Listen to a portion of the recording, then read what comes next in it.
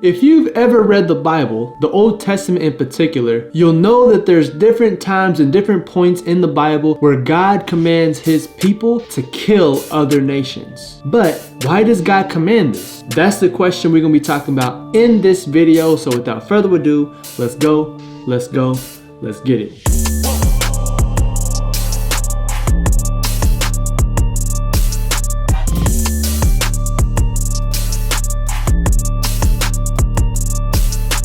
What is up? Welcome back to another video. If you're new here, my name is ScottEbruh, and on this channel I answer questions just like this, and I share motivational and lifestyle tips to help you seek, know, and live biblical truth. So hey, if you're new here and you're liking the video, you're liking the content that you see, consider hitting that subscribe button and the notification bell so you can catch me in my next video. Now, why did God command his people to kill others? See, this is a common point made by atheists and other non-believers. They'll use this as a reason as to why they can't believe in the one and only true God. They'll say, oh, well, because the Christian God is evil and he wipes out other nations and things like that, that's why I don't believe in Christianity. But I mean, we could deconstruct the atheist perspective in many different ways, because I mean, if you think about it, if they believe there is no God, then that means that they don't believe in a moral standard. So how can you even say what God did is wrong when you don't even have a standard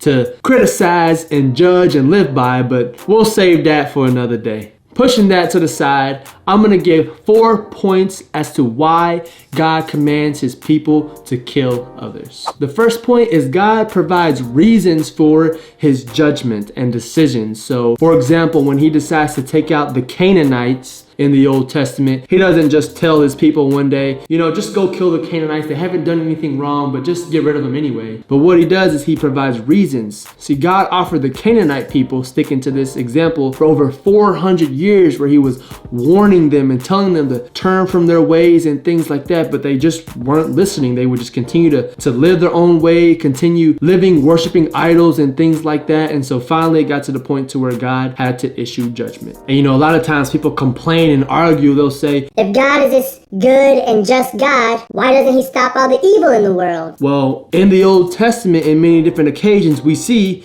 God doing just that. We see God stopping evil, but people read that and then they complain about it like, yo, how you gonna say God's not stopping evil, but in the Bible you can see many cases where he does just that, and you gonna complain? Like that makes no sense. The second thing we have to understand is God doesn't commit murder when he ends someone's life. And the reason why this is the case is because God is the creator of life. And not only that, but God also has the power to resurrect people from death. See, we as humans, we don't have the authority to murder people because we're not the creator of life, and we don't have the ability to resurrect life whenever we want like God can. And thirdly, people don't really die, they change location. So because God is the creator of life, he can choose, okay, these people, I'm going to move these people from this life into the next because that's just the decision that I make. So we have to understand, thirdly, that people don't really die. They just change location, either heaven or hell. God decides when it's his time to move someone from this life to the next. And lastly, we have to understand the whole point of the Old Testament itself. See, the whole purpose, the whole objective when God decides to command his people to kill and get rid of other nations is because he's trying to lead his people to the promised land, and he's trying to set his people apart, the Israelites, from all the other nations. And so that's the objective we have to understand of why God is doing these things, is because he's trying to show that he is the one true God to his holy people. He's trying to show them these are the consequences, these are the judgments that I will make for the people who disobey me. And he wants to show them, if you follow me, I will deliver you from all of your enemies and I will lead you to the promised land that I have called you. We have to understand that that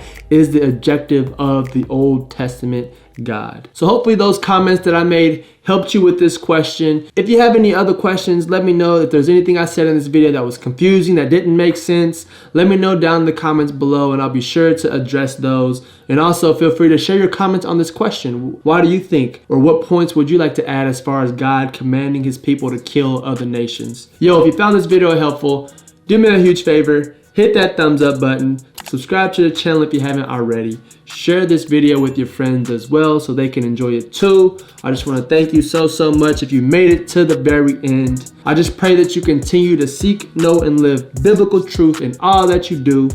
ScottEbruh, and until next time, grace, peace.